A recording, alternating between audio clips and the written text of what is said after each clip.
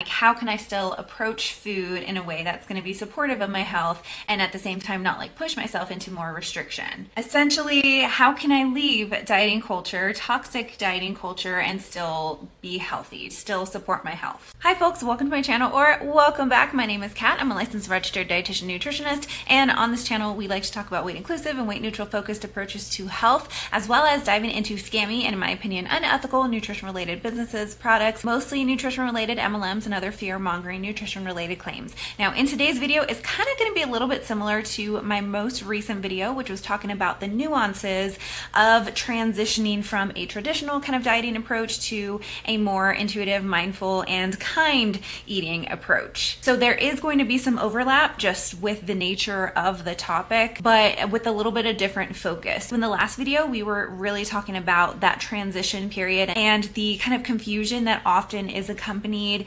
with that movement away from traditional dieting to not. This one specifically is focused on MLMs and the dieting within MLMs, or multi-level marketing. A lot of the people who I've worked with have been or have a history of being in some kind of nutrition related MLM. That can include companies like Beachbody or Arbonne, Modere, Juice Plus, a variety of places. And I have my own history of being in a multi-level marketing company. What helped me really to leave was answering the questions, some of the red flags that I had that would come up here and there, but seeing people on YouTube really like talk about their experiences and some of the challenges that were specific to multi-level marketing and leaving them. Now, when you are leaving traditional dieting, that already is challenging in and of itself. Now, on the other side, leaving multi-level marketing, whether you're a longtime customer or distributor, if you have a lot of friends in there, it can be really challenging to step away.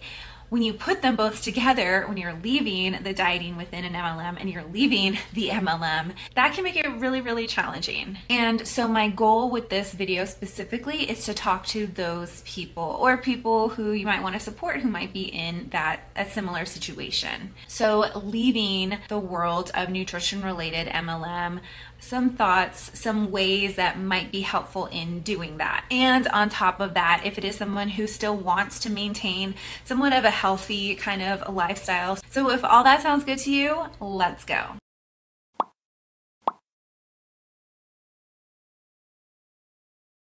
All right, so I do want to make a note or a caveat to this. Sometimes when people are leaving a very like strict history, traditional kind of dieting history, they will have to have this kind of period where they just don't really focus at all on their health, on their nutrition, and that is okay. That is a place that a lot of people need to like space to process. I talk more about that process in my previous video, talking about that transition from traditional dieting to a non-traditional kind of approach that still is focused on health.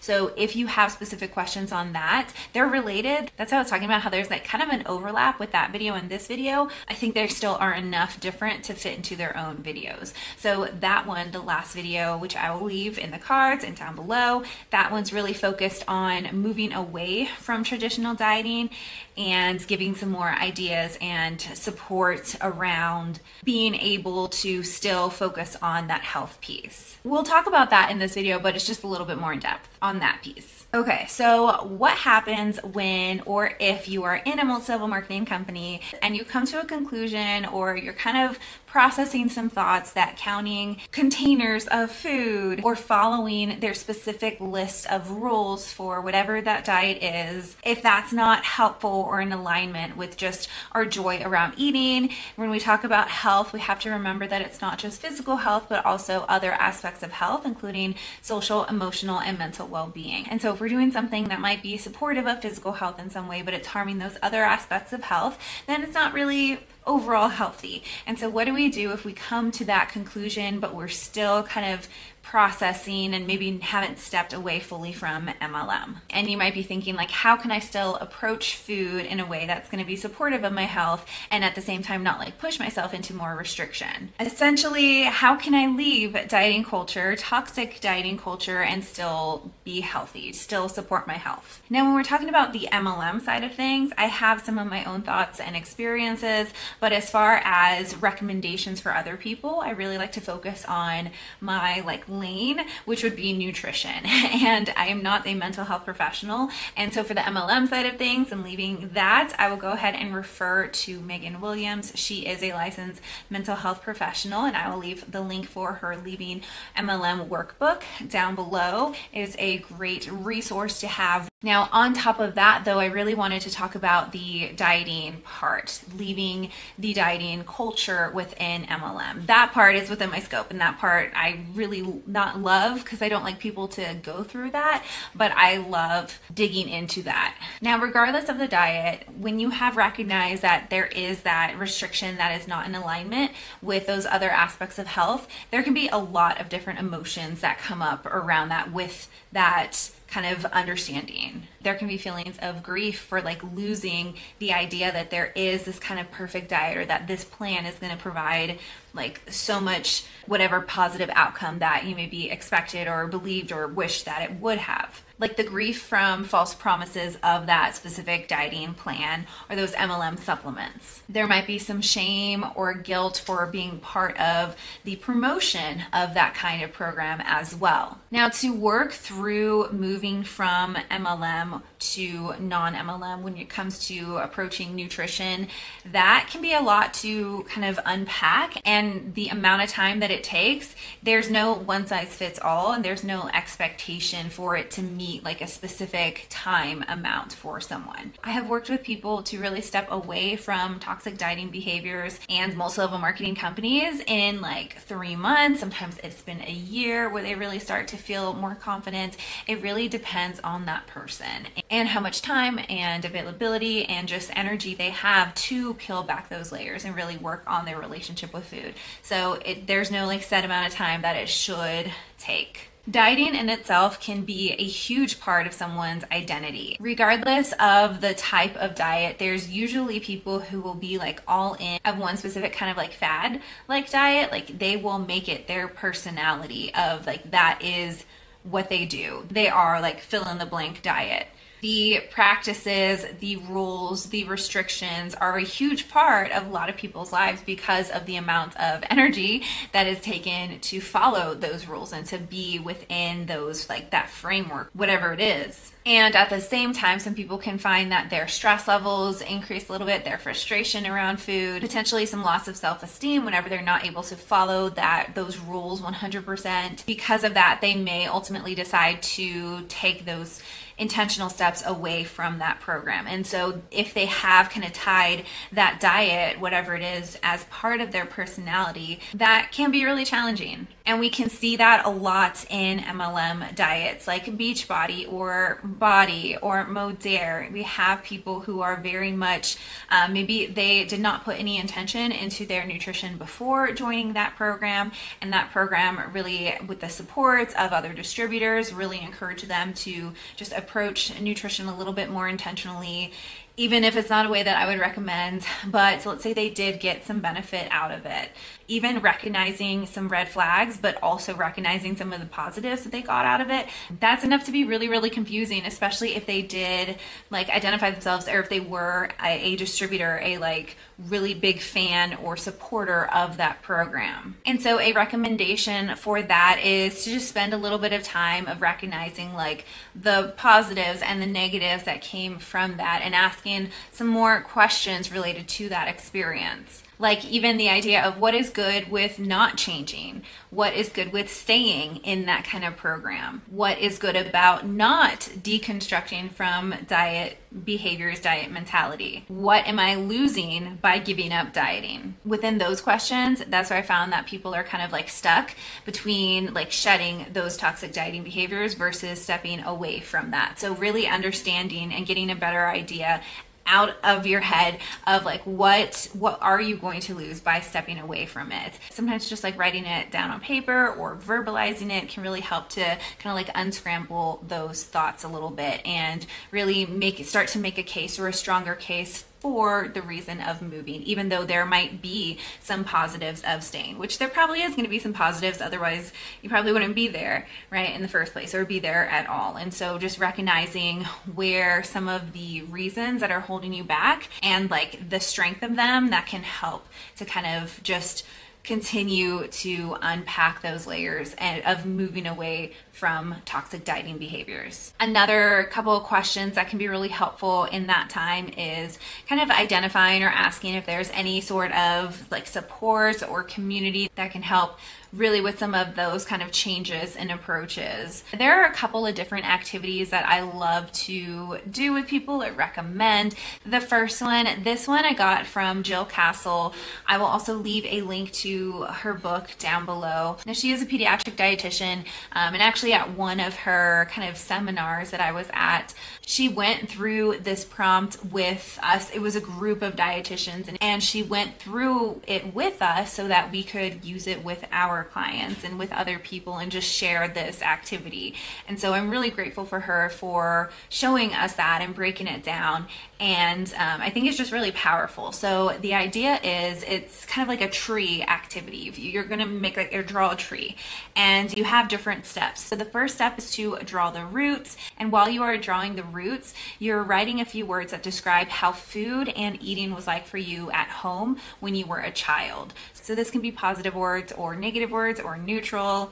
It's just how it was for you. Then you're going to draw the ground, and with the ground you're going to write some words that describe how you think about food. Again, this can be positive, negative, or neutral, just how you currently think about food. Now, step 3 is going to be drawing the trunk of the tree. This one, what we want to do is answer the question of what do you actually do with food? Why do you eat what you eat? The next step is drawing the limbs, and with the limbs you're answering the question, you're writing alongside of the limbs, what do you want to do with food and how do you want to eat? And then the next step is to draw some leaves, and alongside of the leaves you're going to write down the names of people or programs or whatever that has positively impacted your nutrition. So things that have been inspiring and helpful to wherever you're at in your nutrition journey. The next step is to have a little compost bin, and in that compost bin you're going to write some negative nutrition beliefs, some things that you want to either throw out or upgrade in some way. The next step is to draw a basket, and in the basket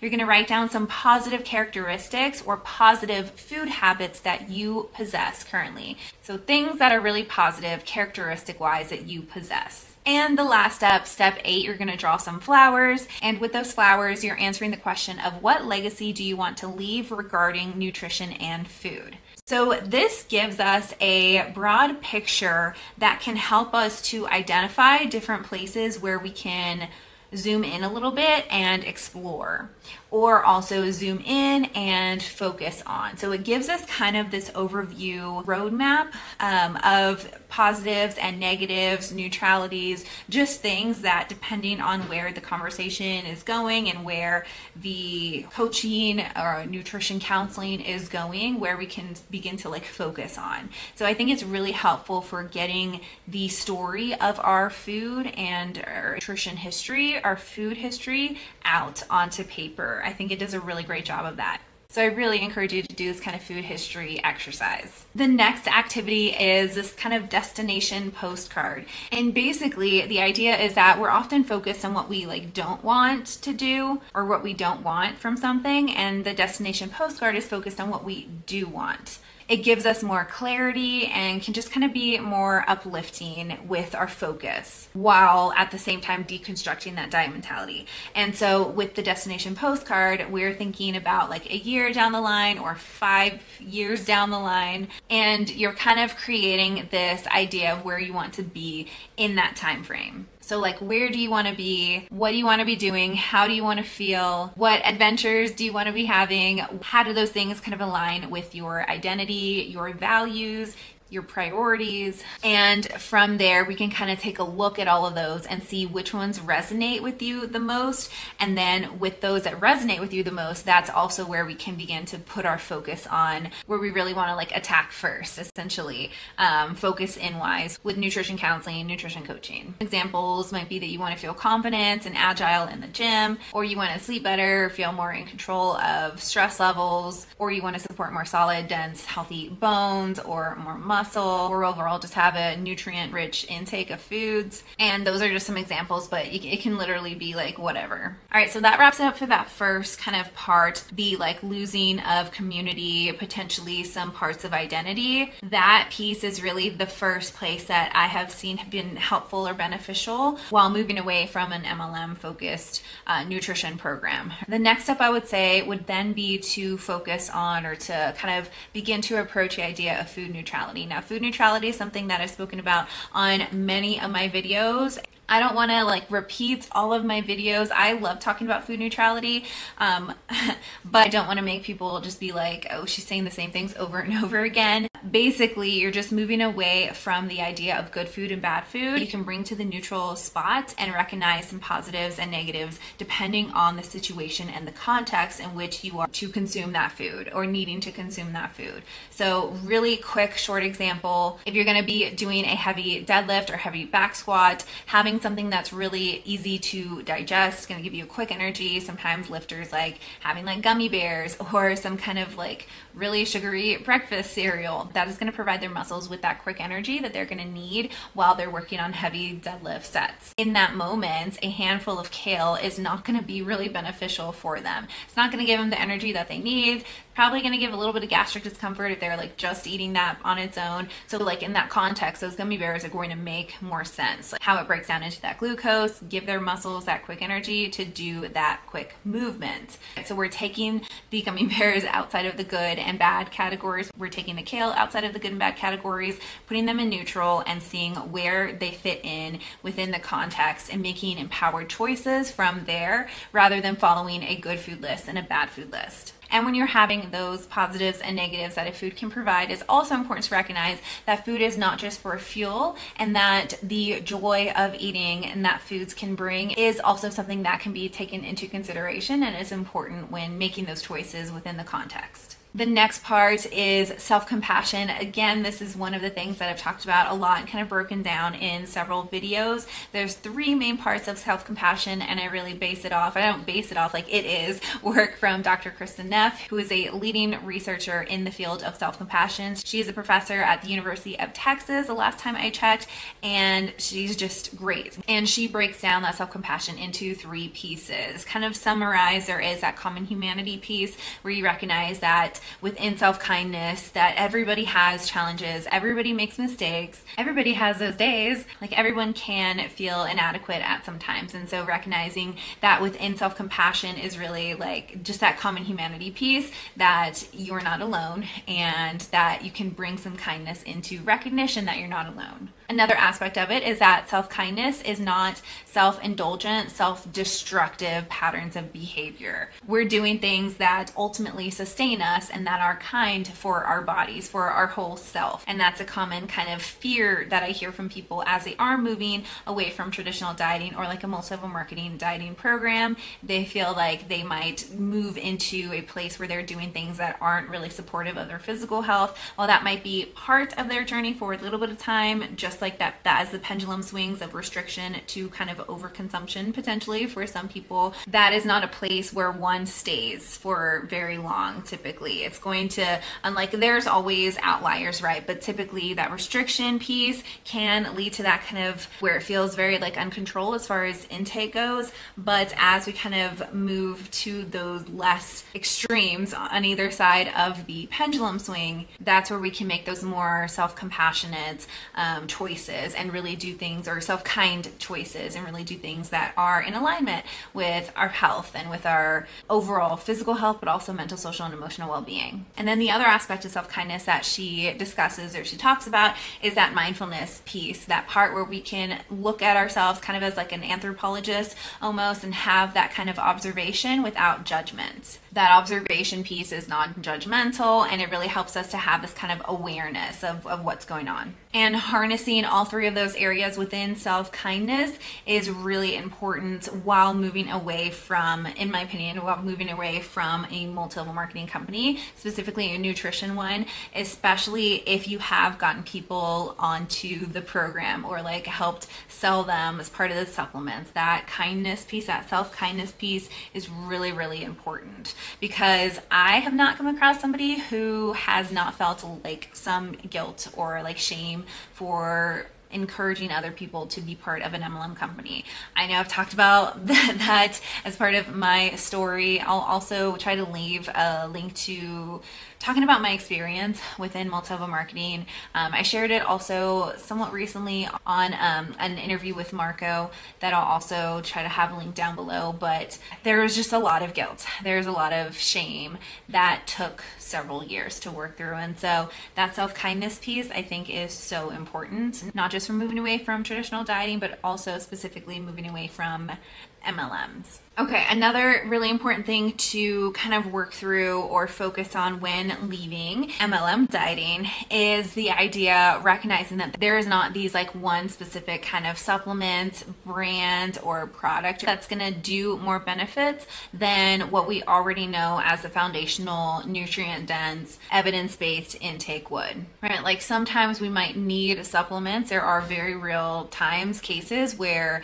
it makes sense to consume or to add on a supplement for a variety of reasons, but in most cases the MLM has a kind of overconfidence of the idea that everybody like needs this specific supplement. And so really looking at the product, talking to other people who are not involved in the company, getting other kind of breakdowns of that supplement or the idea of the supplement, that can be really helpful for just kind of arming yourself in education and knowledge and recognizing that maybe the marketing of that was just really, really strong. And so again, not something to be shameful or feel guilty about for believing, but just being able to kind of recognize where maybe it was the marketing that was just really, really good. The next part is really focusing on what can we do that is like less judgy as far as action plans go or goals go. So for many different MLM companies, they'll have these kind of dieting programs that are similar. They're different from one another, but similar in the sense that a lot of times they'll recommend you to not have like gluten or dairy or added sugars or no coffee or just like fill in the blank. So focusing instead on the other side of things. So like what can we add to our intake that can help maybe crowd out some other foods that maybe don't make us feel the best. So how can we add some more berries in our breakfast or in our snack? Where can we add more vegetables or fruits overall, or where can we add more water, things like that. So shifting the focus instead of that restriction piece that a lot of times those diets really recommend, switching that focus into what can we add or what can we do to kind of crowd out maybe those things that, if you know, don't make you feel the best. And then the last part, in my opinion, one of the most important parts, I think they're all important, but I think it's really important to remember that perfection is not needed when we're approaching health. And that health actions overall, there's a lot of different shades of gray in what is sustainable and what is even sustainable for a specific season. People often feel like they fell off the wagon when in reality there is no wagon to fall from. Health is messy and perfection is not needed. Embracing that gray is really where consistency happens, and with consistency is really where change happens. Unfortunately, that is not really exciting. It's not flashy. It's really hard to sell that message. It doesn't sell like the quick fixes and like the flashy supplements that MLM sell. Embracing the gray really is, it's a mixture of many different skills, and it can feel very uncomfortable at first. So kind of wrapping it up, in conclusion, leaving toxic dieting culture is challenging. Leaving that within multi-level marketing adds a whole extra layer on top. It's more than just like changing what we're doing, like if we're stopping following a specific program or stopping taking a specific supplement. It's about like a different mindset in approaching food. A transformation in that, in our relationship with food, and in our own self-compassion as well. Remember, it's okay to take your time and take small steps. For me, leaving MLM was it took a while, and it was very, very small little steps. Moving out and breaking free from dieting culture as well took time, took a lot of steps. Leaving both of those requires a lot of self-reflection, a self-kindness, and even a willingness to challenge beliefs and thoughts around food and multi-level marketing overall. But I do believe that it is a journey that is worth taking because it is in alignment with sustainable health and just overall self-kindness. So that wraps it up for this video. Feel free to share your thoughts, your questions, your opinions in the comments down below. Every once in a while, I'll have a call for personal stories, people's experiences within MLM, because I do think that they are important to share. I shared more of people's stories like last year, and then this past year, just getting back into the groove of creating content. I do really want to start sharing others' experiences as well, because I think hearing other people's experiences so you don't just hear mine all the time, I think is important. I think it's really important to share experiences of the movement or transition, not just from traditional kind of dieting approaches, but from multi-level marketing, nutrition programs, plans, because it's really messy. It can be really challenging to leave those behind. I think the more that people can share their experiences about these really harmful, in my opinion, harmful companies and programs and products, I think the better overall, to have people help them to move through that as well, and then also potentially not get started with that in the first place. So if you would like to share your story, please feel free to let me know, share that with me. I'll have that information in the description box down below. I tried to do this a while back, but didn't really get a whole lot of feedback on that. But if you think that is something that would be helpful, and if you want to share your experience and want me to read that out or share that in some way, then please check out that information. If you found this video helpful, please consider sharing this or leaving a like, and make sure you're subscribed if you're not already. I would greatly appreciate that. And remember, you can strive for health without subscribing to diet culture. I'll see you later. Bye.